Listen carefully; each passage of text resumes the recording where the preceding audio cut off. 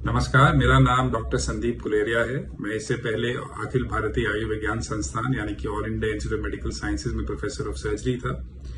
2011 में मैंने वीआरएस लेके इंद्रप्रस्थ अपोलो हॉस्पिटल में सीनियर कंसल्टेंट सर्जन की जॉब कर रहा हूं। मैं आदरणीय संत बहादुर चंद वकील साहब जी से 2010 से जुड़ा हुआ हूं। 2010 में जब मैंने इनको पहली बार देखा था तो इनको छाती में कुछ दिक्कतें आई थी और इस दिक्कत के लिए मैंने इनको डॉक्टर रणदीप गुलेरिया जो प्रोफेसर ऑफ मेडिसिन थे अखिल भारतीय आयुर्विज्ञान संस्थान में दिखाया था और वहां इनके छाती की बीमारी के लिए और आंख की बीमारी के लिए इनका इलाज वहीं करवाया था। उसके बाद कई साल गुरुजी ठीक रहे, उनको कोई दिक्कत नहीं हुई।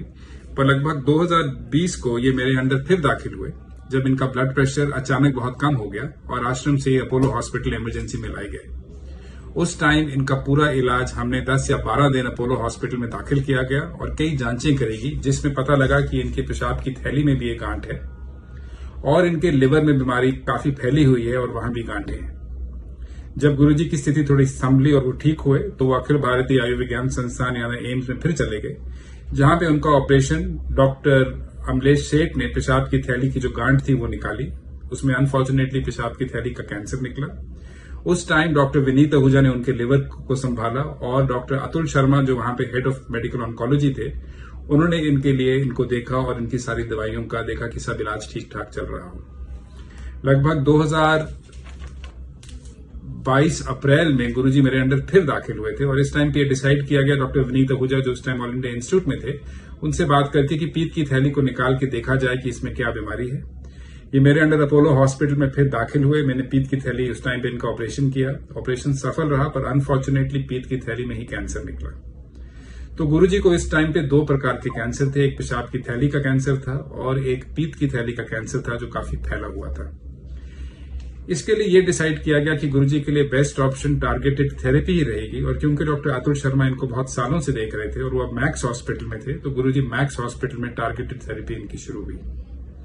ये टारगेटेड थेरेपी काफी देर तक चलती रही और लगभग 2000 इसी साल के फरवरी महीने में दाखिल हुए थे गुरु।